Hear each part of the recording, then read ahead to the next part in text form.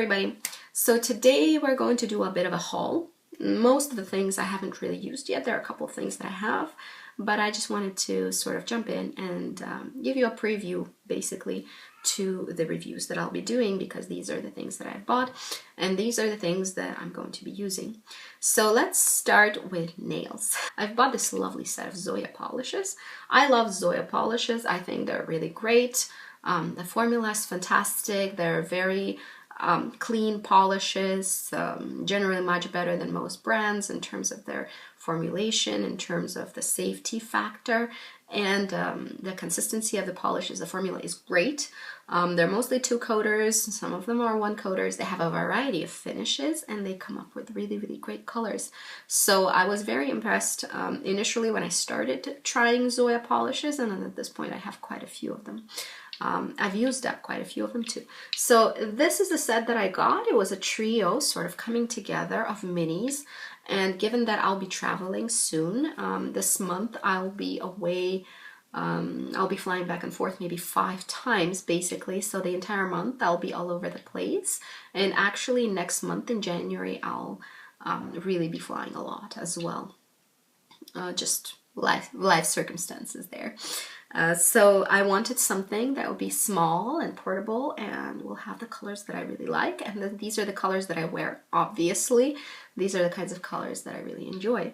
So the rule I follow with polish sets is that if there is 1 or 2 colors in a large set that I don't really care for, that's fine. I'll still buy the set for the rest of the colors. But if in a smaller set like this, there's at least 1 polish that I don't like, I won't get it, because you know, 30% of what you're buying is not going to be usable. I don't choose to purchase it. This, however, was a success because I actually loved every shade. No doubt, because they're very close to each other, so obviously I like them. The first one is called Tony. It's this dusty purple on a darker side. It's beautiful. Very, very wearable. This is the color. So I really, really enjoy this color. This is the color I do wear, so I had no qualms with that. 2-coater, very even, very nice. Application is flawless. The brush is still usable even in a mini. It's a very nice brush. It still works great. Can't complain. Fantastic polish. The next one is really a huge find for me. It's called Gem, J-E-M. Here it is. This is this sort of purpley base, almost eggplant color with a beautiful magenta slash fuchsia and a gold shift. It's great. Unfortunately on the tester here, this is the color, but you can't really tell because the camera doesn't translate it very well. I'll show you sometime maybe on my nails if I'm wearing it. I'll show you how it looks and you'll have a better idea. But actually on the nail, this is exactly how it looks. It looks like it does in the bottle, which, thank you Zoya, I enjoy it when products look like they do in the bottle. Really, really pretty, gorgeous. At the same time, kind of fun and funky, and at the same time subdued enough to be wearable for every day. Depending on your career, of course, sometimes it can be pretty strict in the office, but I think in most places you can pull this off and it won't be a problem. Next, we have this one, and this is called Stacy. This is more of an purple base, but with an oxblood hue. You can really see it coming through here. Very similar to what I'm wearing on my nails today, and actually very nice replacement because I'm running out of this one. Really, really pretty, purpley red, really dark. Cannot be confused with black. Super, super nice. And the cherry on top for this set. If you see this set, I really suggest you pick it up if you wear that sort of colors, because it comes with a nice little perk. Perk being a Zoya lipstick. I actually have never tried Zoya's lipsticks before. I wasn't really even aware that they made lipsticks because to me they're a nail polish brand. And this lipstick is in the color Maxwell. I have to say I was so pleasantly surprised. This is the color of the lipstick. This is the color that is on my lips right now. I would have never guessed to try this color on my skin tone, but I think it's so fun. It's really creamy. Unfortunately, which leads to it being sort of imprinted on your teeth a lot, so you have to watch for that. I think halfway through this video I realized it was all over my teeth and I fixed it, but you know, it can happen in real life and you might not know. So yes, it's prone to printing on the teeth. And of course it'll transfer everywhere. It's quite creamy. But the kicker of this lipstick is actually the fact that it is this color, really. It has sparkle in it, the fuchsia sparkle, pretty much the same as it does in the bottle. You can't really tell, but I'm telling you that it does. The sparkle doesn't really translate to the lips. On the lips it looks like a cream lipstick. Actually very, very wearable dark color, which is weird. I really never go for dark colors on the lips. Maybe something bright occasionally, but I prefer nudes on myself. However, this one doesn't really make me look witchy, in my opinion. You might disagree, but for me, I really like this dark color. I'm not sure why, but I've never gone for really dark colors. This one might change my mind and I would not have picked it out by myself. So I was really happy that it came in this set. It's really, really creamy. Very creamy. Very, very pigmented. Look, I'll show you one swatch of it. Like, look. So there is the color. It's a really beautiful wine color. Very pretty. I really, really enjoyed that one. Next, I want to mention something makeup-y, but it's kind of also skincare. I'm talking about another primer that I wanted to give a try to, which is YSL Top Secrets primer. It's called Flash Radiant Skincare Brush. I really have no opinion about this one yet because I really haven't tried it much. So this one is claiming to be sort of a hybrid between skincare and plumping, taking care of your skin, moisturizing, and the side of things with the primer. So it's supposed to be also pore smoothing, quite kind on the wrinkles, moisturizing, plumping, and it's supposed to also give your skin radiance. So lots of claims on this one. I'm really curious to try it out and see how it goes, because if it keeps all the claims, that will be magical. So I'm going to test it. I'm going to see what happens and let you know. It's very interesting because it's in the form of a brush and you apply it with a brush under your makeup. Quite interesting. I'll let you know how it goes. I have no idea how it's going to be. A couple of hair care things I got is this Caviar Repair X Split Ends Mend Dual Action Sealing and Smoothing. This is a kind of, oh, I haven't even opened this one yet, so I have no idea how it works, but it's supposed to seal, sort of add shine to the hair, smooth it out, and seal the split ends. I don't have much in ways of split ends, but what I have, I think it'll be nice to sort of soften and really smooth out the ends of my hair. This is why I bought this, and that's how I'm planning to use it. This is Alterna product, and it's only 30 milliliters in here, so not very much. We'll see if it's magic enough to justify the price tag. The second product that I wanted to talk about is also by Alterna. And it is from their bamboo line. It's 2-in-1 volumizer. Now, what attracted me to this guy is the fact that it can be used both on damp and on dry hair. Here it goes.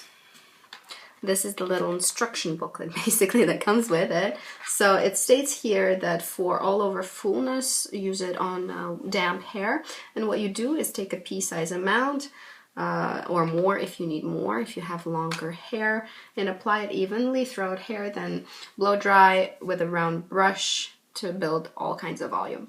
And for dry hair, what happens is you take the same pea-size amount, rub it between fingertips to activate it. I'm not sure what exactly is being activated in there.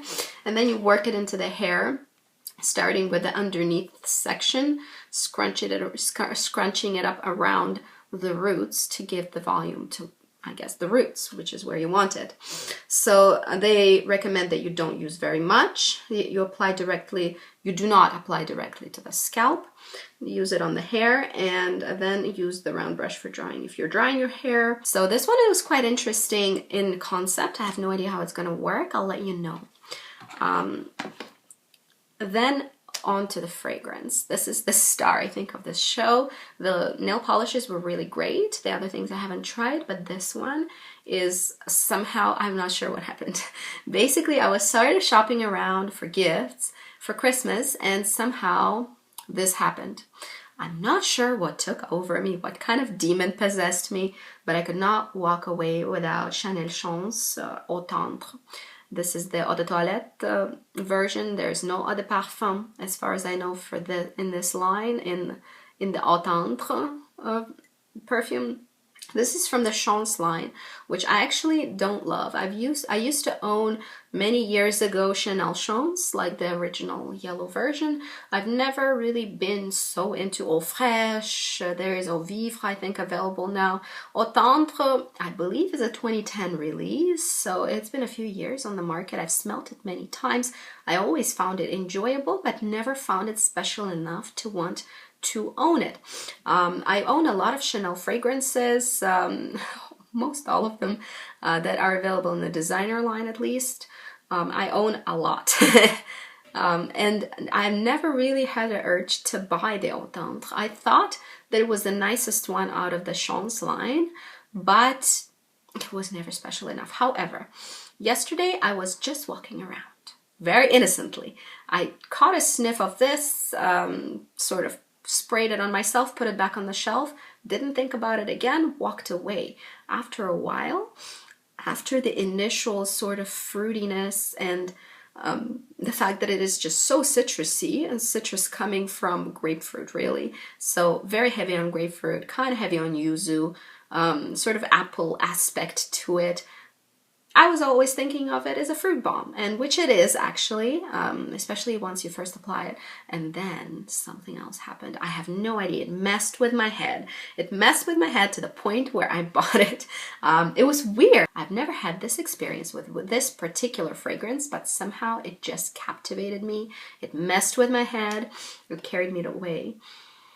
What happened was all of a sudden, after this fruitiness and zestiness and grapefruit punch, this very gentle, absolutely beautiful veil, almost a cloud of powdery goodness transpired. I'm assuming it's the hyacinth, and it just blew me away. I could not take my nose away from my wrist.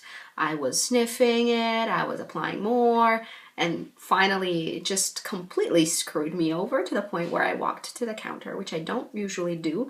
Usually I really take my time to test my fragrances, because I've been burned before. I smell something, I wear it, and then I buy it right away, and then at home I'm disappointed because it's not what I imagined initially, because you need more than one test trial to really understand the fragrance. But somehow I knew that that was going to be a hit, and I brought it home, and since then I've worn it, and I don't regret it. It is a hyacinth heaven. It is so gentle, so feminine, so lighthearted and happy. It's a very, very happy fragrance. I was completely transported to some kind of a heavenly girly land of not extreme sweetness or candies or anything like that, but just gentlest powdery whiff, gentlest powdery veil. It is so intelligent and so romantic. It's an exceptionally romantic fragrance to me. Although it's a fruit bomb at first, that's not how it lives on your skin. It does transform into something else, and it's magical. I really love that one. I'll be wearing it further and really trying to understand this fragrance, and then I'll talk about it later. Like I said, I've been walking around it, sniffing it for years, and I've never had this click, this understanding with this fragrance.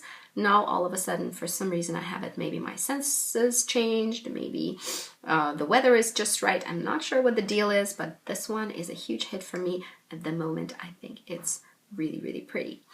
Now next, we have a couple of skincare things that I wanted to discuss. First of all, a fantastic budget buy. I highly recommend it. It's my favorite hand cream ever, and this is the Glysomed with a chamomile and a glycerin.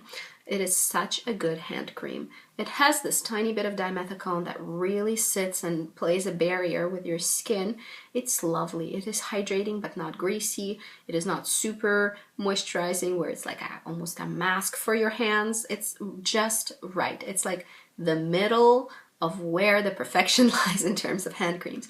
And I've tried a lot, and I've liked a lot, like L'Occitane, I've tried the Nukes, I tried multiple brands, higher and lower end, and this one really is the best in my opinion, quality to price tag ratio, and it works so great. The amount of hand cream I use also in the winter is probably a huge bathtub worth of hand cream. So I really appreciate it being so available, so easy to pick up in any drugstore.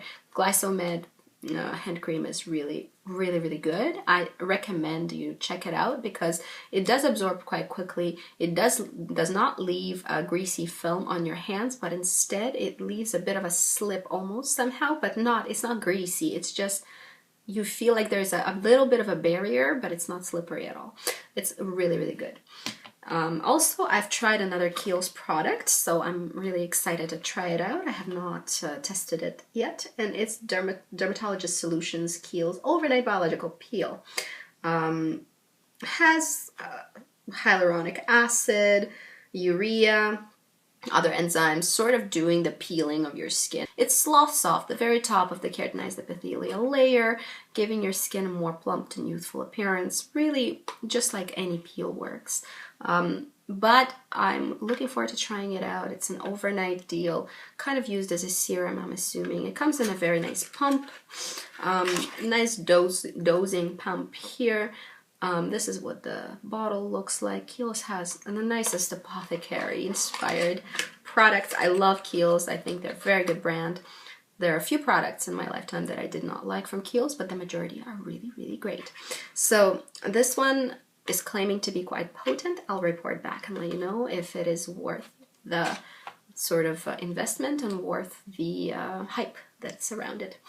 The last skincare thing that I bought is this Josie Maran Whipped Argan Oil Body Butter.